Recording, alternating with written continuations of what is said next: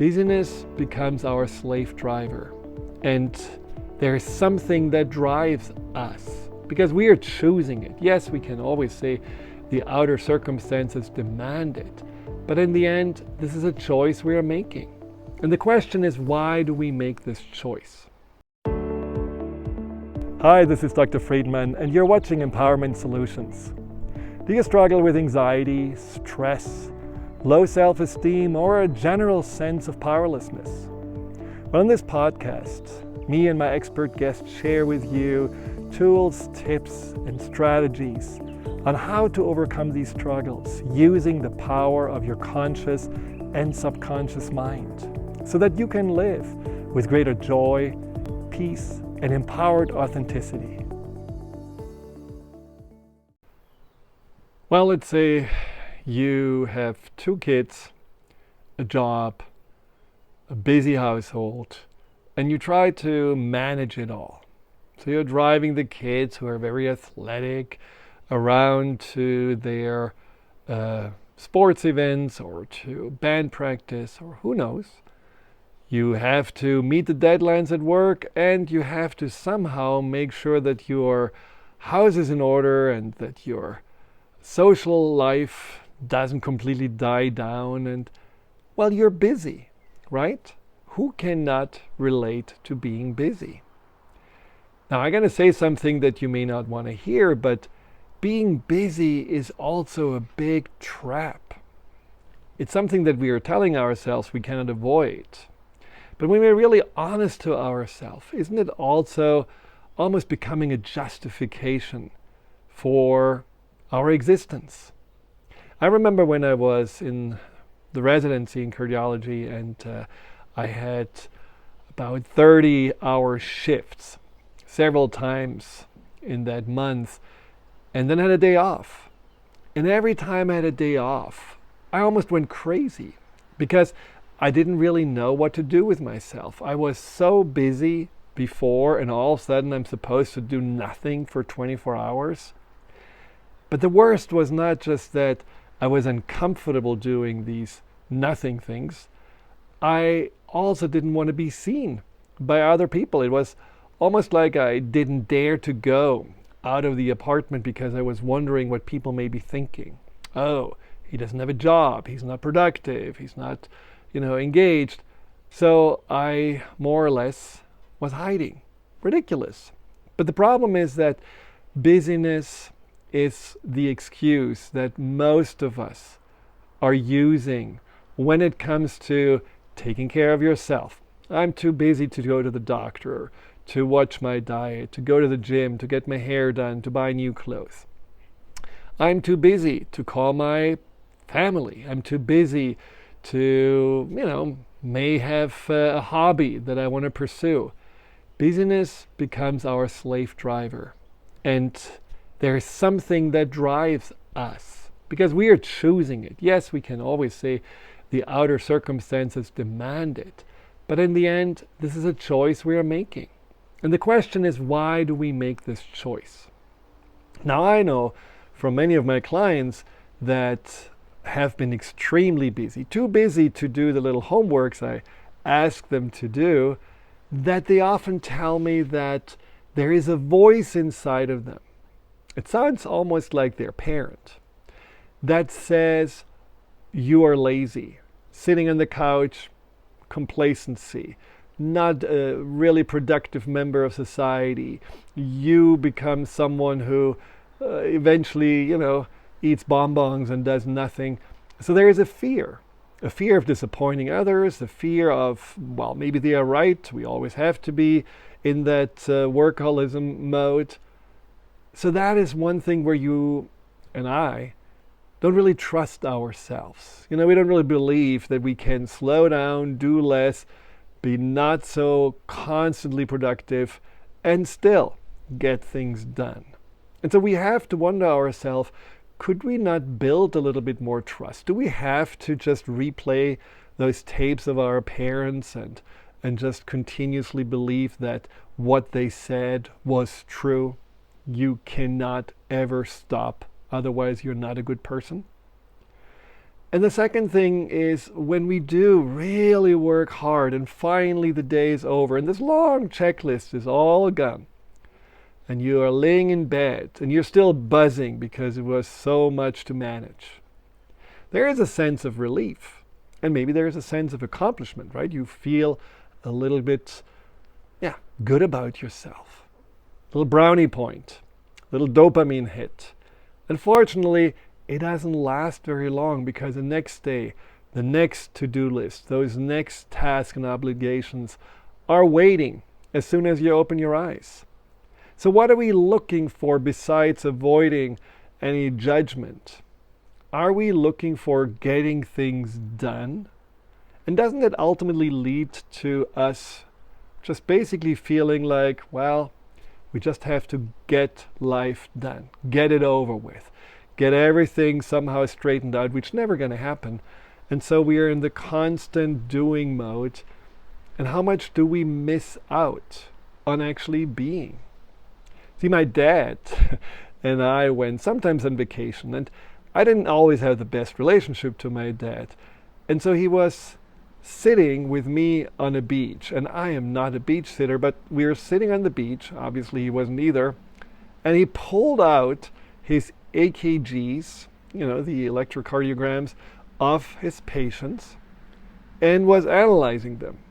Stacks of them he had taken with him. So he didn't really interact. He didn't play with me because I was still like a small teenager. He focused on work, even during the vacation. Now, was it really important to get this done, or was there anything else going on?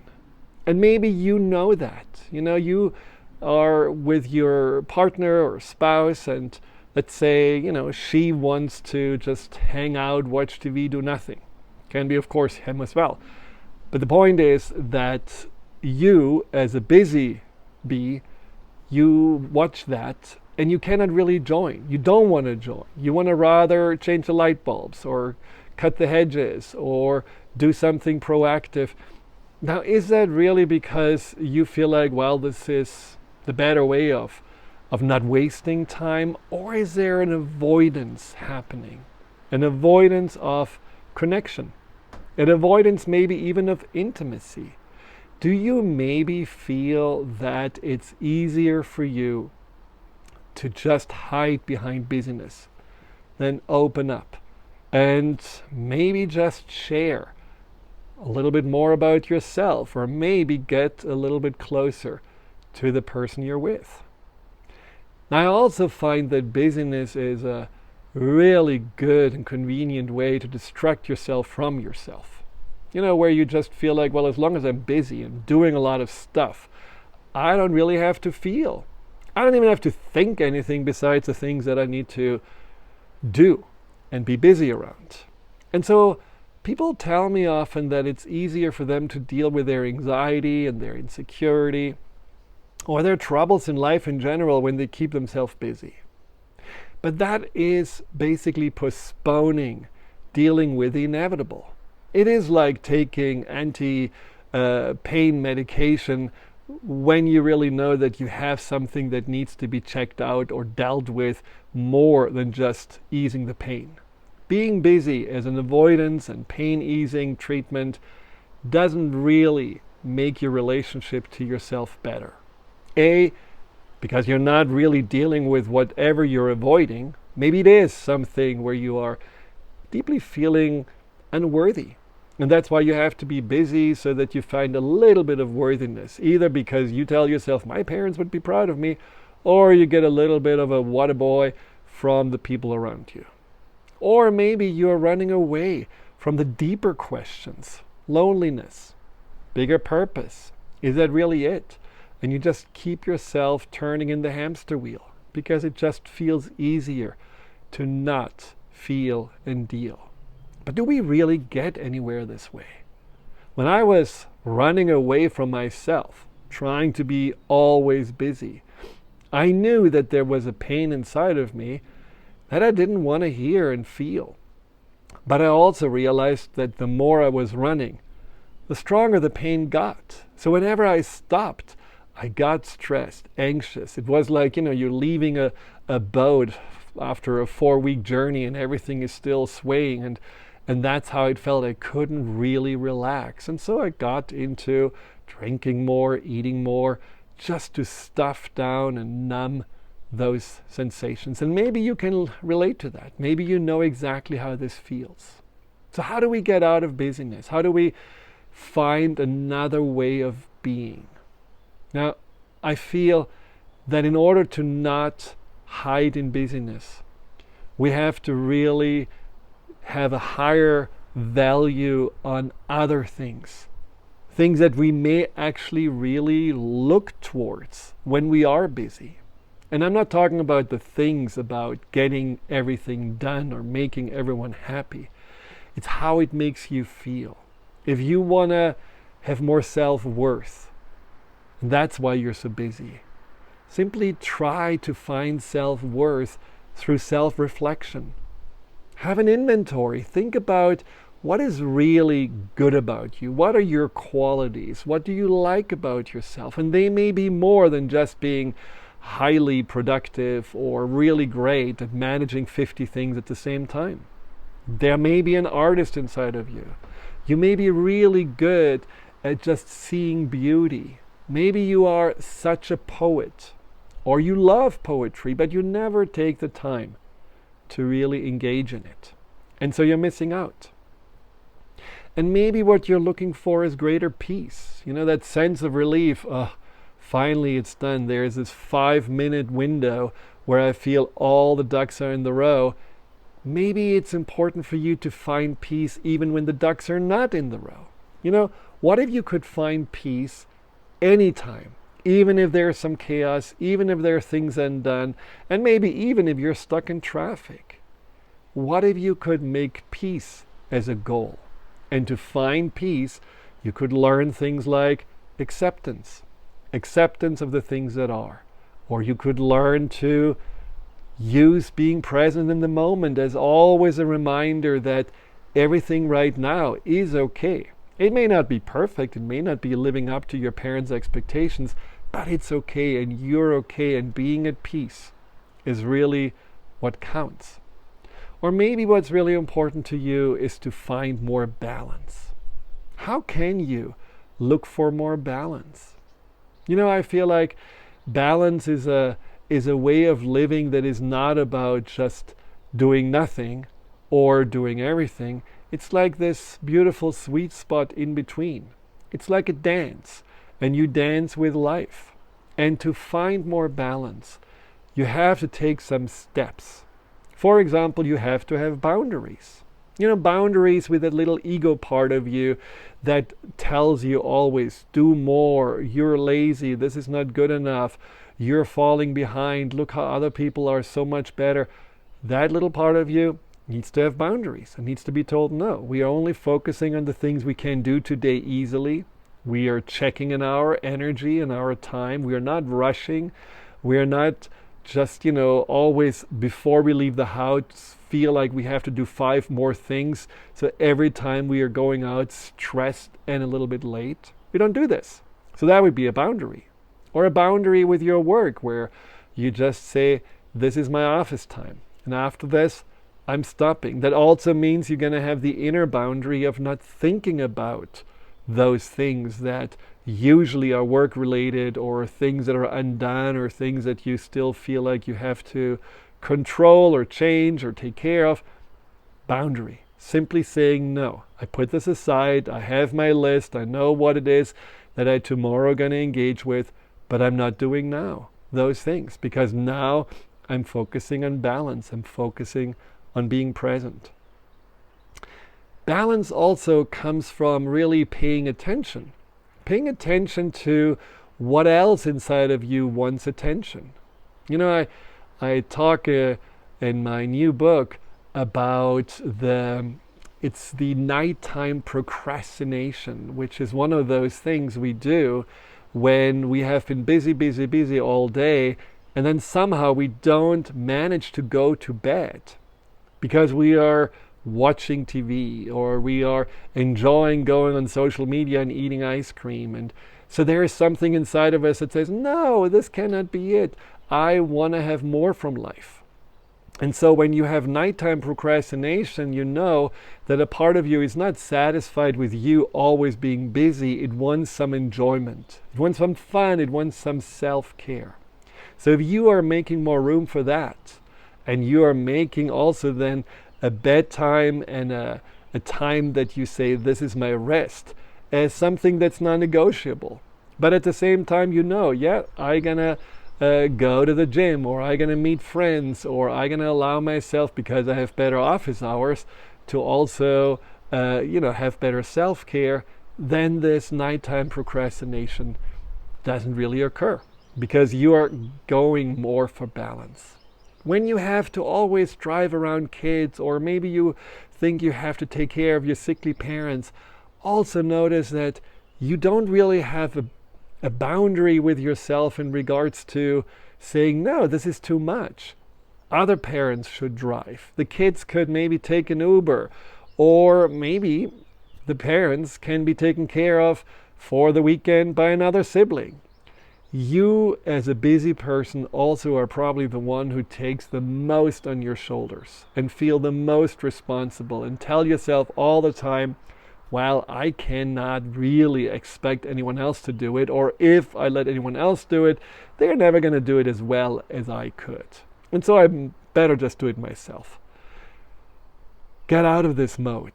Realize that some people may actually wait for you to make room so that they can jump in and help. Maybe you are making people depend on you because it feels good on you, but at the same time, you're also not really empowering them to take charge, because you never ask, you never trust them, you never give them a sense of they can also do it, and you believe in them. And then to be balanced, also change your identity. Look at yourself in a more holistic way, not just as a human doing, but also as a human being. And as I mentioned before, just dig a little bit deeper into those inner qualities that may be hidden inside of you that you want to explore. Be curious about yourself. Be curious now, not when the kids are out of the house, or when you are retiring, or whatever magical, deadline or goal we are pursuing, where we say, okay, then I really going to focus on happiness or balance. Do it now, because we never really know, right? When is the time that we are not here anymore? And I think there is something really important about a fulfilled life, to also have a really close and intimate relationship with yourself. So open your mind and open your heart to notice that you can make choices in regards to busyness. And maybe it's nice to really stop this impulse of just doing and being productive, and just allow yourself to sit, or go for a walk, or do something leisurely at a different pace, to ease yourself into a more balanced way of living. Stop the negative self-talk, that have to, should, why don't you, and say, no, I'm my own person. I'm my own authority. I don't have to listen still to my parents or teachers telling me lies about myself. I trust myself. I know that I am someone who will never really be lazy. I may just overdo the doing, and so I have to find a way to tone that down. And then lastly, also really see that there are people waiting for you to stop and not just disconnect and run away. People that actually want to have a deeper relationship with you. People that may actually be curious and want to potentially help you. Just see that life can be so much more rich if you allow yourself to not always excuse you not being available to life because you're too busy. Hi, Dr. Friedemann here. Thank you for tuning into my YouTube channel. If you're interested in learning more about fear and anxiety, here you'll find guided meditations, webinars, and interviews with some of the most renowned experts in the field of empowerment. Delve into the over 230 videos and more to come every week.